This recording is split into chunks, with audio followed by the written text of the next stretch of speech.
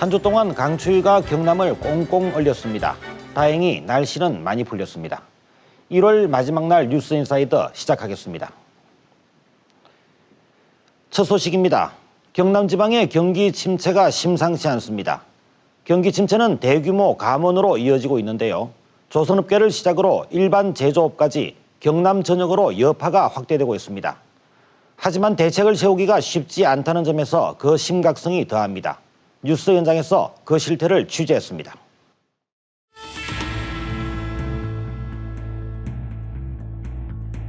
매서운 겨울바람만큼 혹독한 감원 한파가 경남을 휩쓸고 있습니다. 조선업계 구조조정에 이어 이제 창원공단 대기업들도 대규모 인력 감축에 나섰습니다.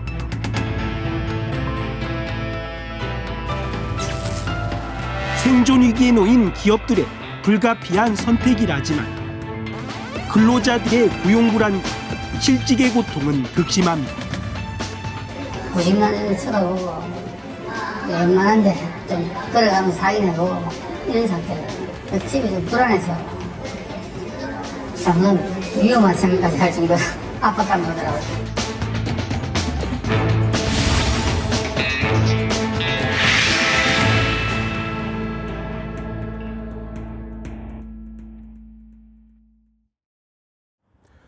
조선 화랑기 세계 조선소 수천 명의 근로자들로 북적이던 곳입니다. 조선소들이 차례로 문을 닫고 근로자들이 떠나면서 빈 점포도 크게 늘었습니다. 이제 조선업뿐 아니라 경남의 주요 대기업마저 인력 감축에 나서 근로자들이 어느 때보다 추운 겨울을 보내고 있습니다.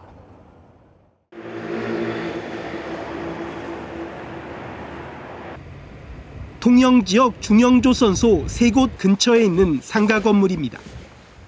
한때 23개 점포가 성업 중이었지만 이제 대부분 문을 닫았습니다. 영업 중인 식당은 단 한 곳. 불과 6, 7년 전 근로자 손님으로 문턱이 닳던 일이 거짓말처럼 여겨집니다.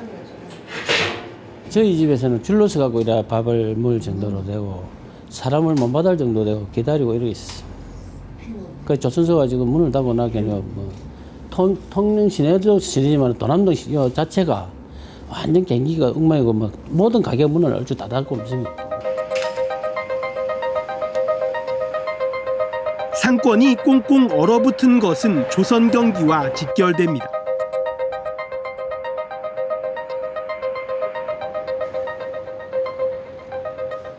통영시 도남동은 한때 중영조선소 3곳이 번창하며 조선 근로자 8천여 명이 일하던 곳. 하지만 차례로 문을 닫으며 수많은 근로자들이 떠나갔습니다. 주 고객인 근로자들의 발길이 끊기며 자연히 빈 점포가 늘어났고 주변 지역 경제는 사실상 무너졌습니다.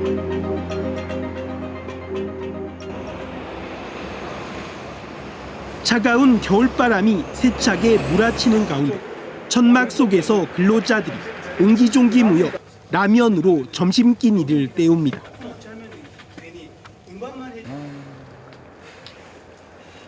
이들은 얼마 전까지 이 조선소에서 일하던 근로자들. 힘겨운 천막 생활을 계속하는 것, 일자리를 다시 찾아야 한다는 의지 때문입니다. 저희들은 정말 이제 일만 했는데 잘못은 경영진이 해가지고 그 책임을 저희들한테 떠넘겨서 강제적으로 해고를 당하고 무조건 이제 파산했으니까 나가라. 억울해서 저희들이 지금 이렇게 있는 거고요. 신화SB는 지난 2000년대 초 선박 수주 기준으로 세계 16위까지 오른 기업. 하지만 세계 금융위기로 경영난을 겪다 지난 2014년 4월부터 법정 관리를 받았고 지난해 11월 결국 파산했습니다.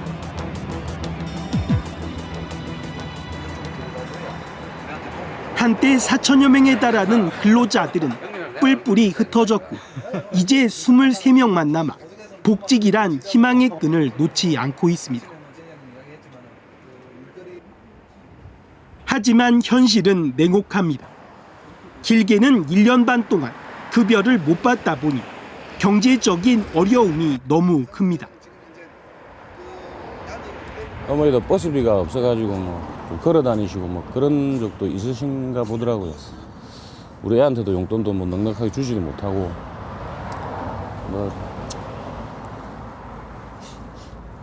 솔직히 집에 들어가기 싫어요. 그런 것 때문에 괜히 미안하니까 그렇습니다. 조선소에서 끝까지 버티다에 고된 박기정 씨도 복직을 기다리며 마음을 다잡고 있습니다. 회사 천막을 지킬 수밖에 없는 것은 제가 고용이 다시 돼야 가정도 지킬 수 있고 뭐 이게 어떻게 크게 보면 지역 경제에도 회사가 살아야 이바지할 수 있기 때문에 저는 이 회사를 끝내는 지금 현재는 떠나 있지만 영원히 떠나지 못할 그런 심정으로 현재 아직까지 남아 있습니다. 가족들과도 떨어져 천막 생활을 선택한 것. M&A를 통해서라도 인수자가 나오면 직장을 계속 다닐 수 있다는 믿음 때문입니다. 임대사업들이나 이런 것들이 빨리 조금 법원에서 승인이 난다 하면 현재 한 50명 정도가 들어갈 수 있는 상황인데 그래 되면 천막에 있는 사람들도 그리고 또는 해고가 됐던 그 전에 사직서를 썼던 그분들이 지금 현재 당장이라도 직원으로 고용될 수 있는 그런 부분들이 있기 때문에 감원은 근로자 개인만의 문제가 아닙니다. 해고된 근로자 가족들은 생계가 막연합니다. 지금 애들 학원도 이렇게 뭐 들어올 수입이 아예 없으니까 학원도 아예 지금 못 다니고 그런 상황이죠. 마이너스 통장으로 이제 이게 쓰다 보니까 이제 이것도 꼭 고갈이 되겠죠.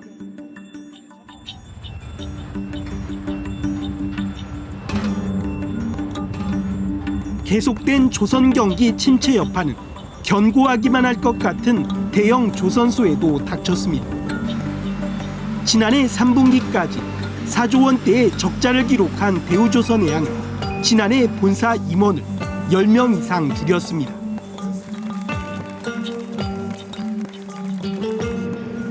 또 부장급 이상 300여 명을 감축했습니다.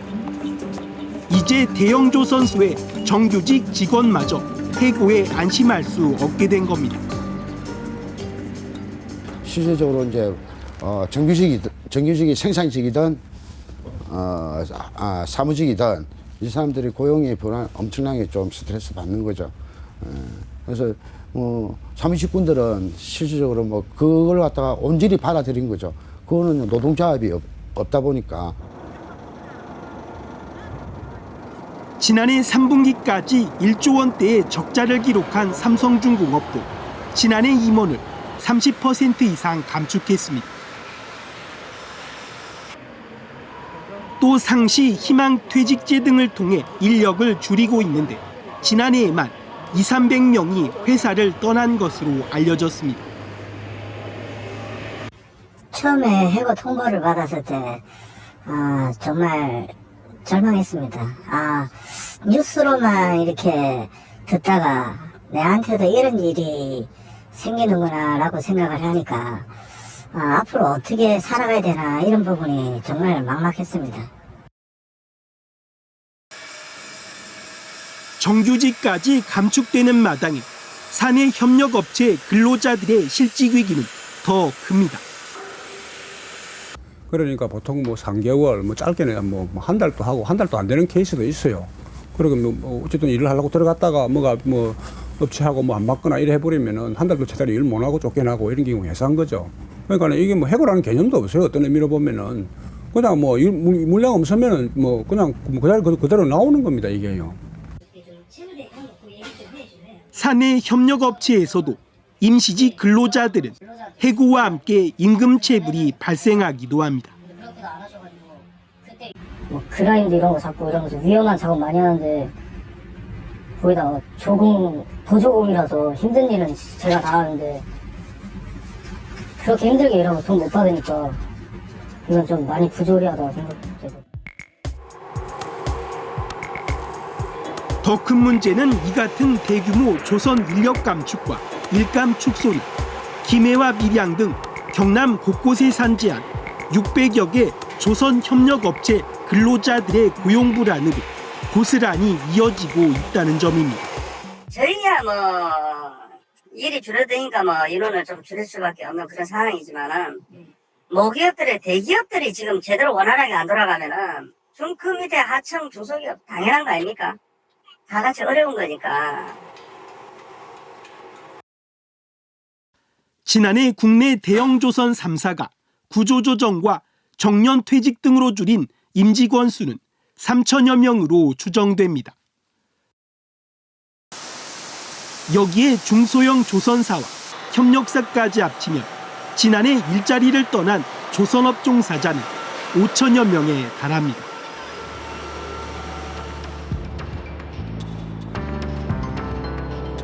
대량 감원의 한파는 이제 창원공단에도 불어닥쳤습니다.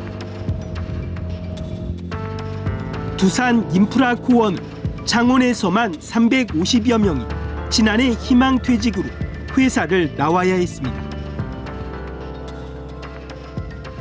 갓 입사한 신입사원까지 희망퇴직 대상에 올랐습니다. 거의 뭐 타이에 의해서 희망퇴직자지만 그렇게 나온 젊은 친구들 같은 경우는 상당히 거기에 대한 불만들이라든지 이런 부분들이 상당히 좀 고조되어 있는 모습도 보였습니다. 두산건설도 창원에서만 지난해 100여 명이 회사를 떠났습니다. 두산엔진에서도 140여 명이 감축됐습니다. 희망퇴직이라는 명분 아래 퇴직을 시킨 거죠. 이게 지금 경제 상황이나 보면은 사실은 취업하기가 쉬운 그런 경제 상황은 아니지 않습니까? 그런 상황인데도 불구하고 회사 경영 위기다 해서 현대로템은 실적 부진 속에 과장급 이상 사무직 1,000명을 대상으로 희망퇴직을 받고 있습니다. 창원 공장만 보면 300명 정도가 대상입니다. 그래서 뭐 지금까지는 그 대기업이라고 걱정하고 살았는데 지금 걱정 많이 되죠. 설마 눈치만 보고 말 못하고 가만히 있죠. 전부 다 표현을 못하죠. 어떻게 변할지 모르니까. 회사가 어렵다고 어느 정도는 생각을 했지만 이렇게 많이 가수를 하리라 생각을 못했었죠. 대규모 구조조정의 여파로 실업급여 신청 창구에는 실직자들의 발길이 이어지고 있습니다. 당분간 실업급여로 생활은 하겠지만 앞으로가 더 걱정입니다. 뒤에 뭐 부식난을 쳐다보고 웬만한데 좀 걸어가면 사기 내고 이런 상태예요. 집이 좀 불안해서 참 위험한 생각까지 할 정도로 압박감이 오더라고요. 감원 한파는 경남의 실업급여 신청자 수에서도 여실히 드러나고 있습니다. 2011년 5만 5천 명에서 2013년 5만 7천 명, 지난해 11월까지만 5만 5천 명으로 이제 연간 신청자가 6만 명이 넘을 것으로 예상됩니다. 책임져라!